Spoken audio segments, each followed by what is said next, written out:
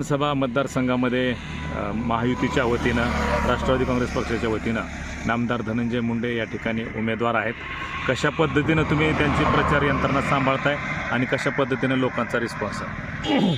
आज आपल्या भागामध्ये जर विचार केला तर धनंजय मुंडे साहेबांनी पंकजाताई यांनी विकासाची गंगा वाहिलेली आहे आणि प्रत्येक ग्रामपंचायतीला धनुभाऊंनी भरपूर निधी दिलेला आहे आणि प्रत्येक गावोगाव जर विचार केला तर गावातले रस्ते, सिमेंट रस्ते, मंदिराचे कामं, नाल्याचे कामं, हा पूर्ण विकास जे आहे ते धनुभाऊने केलेला आहे। त्याच्यामुळं प्रत्येक कार्यकर्ता हे धनुभाऊच्या विजयाची वाट बघत आहे।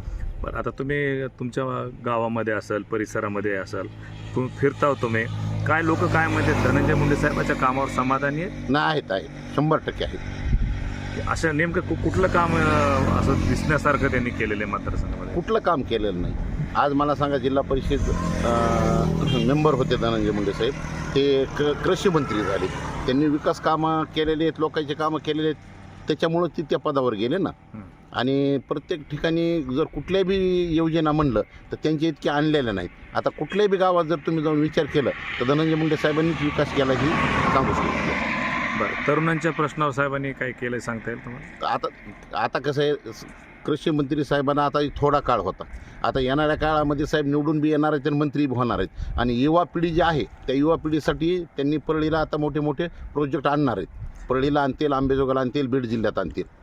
कृषी मंत्री म्हणून साहेबाचा काय फायदा आपल्या जिल्ह्याला आणि विशेषतः परळी विधानसभा मतदारसंघाला झाला? कृषी मंत्री त्यांना काळ थोडा भेटला, पण थोड्या काळामध्ये बी त्यांनी भरपूर शेतकऱ्याचे योजना आणल्या। पुन्हा आता कृषी मंत्री म्हणजे त्यांनी एक शब्द टाकला तर मुख्यमंत्री साहेबांनी आणि उपमुख्यमंत्री साहेबांनी लाडक्या बहिणीचा त्यांचा त्याच्यामध्ये सिंहाचा वाटा आहेच।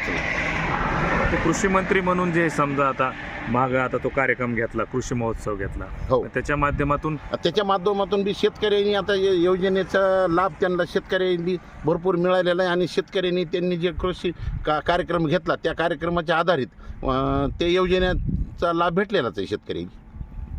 बघा, ठीक आहे, आता ग्रामीण भागामध्ये काय म्हणतात लोक, समाधानी आहेत, काय नेमकं काय करावं आणखीन साहेबांनी असं म्हणतात? नाही, साहेब निवडून आल्यानंतर साहेब विकास करणारच आहे, हा युवकांचा करणार आहे, शेतकऱ्याचा करणार आहे आणि गावाचाही करणार आहे आणि इथून मागे त्यांनीच केलेलं आहे, त्यांच्याशिवाय दुसरं कोणी करणार नाही।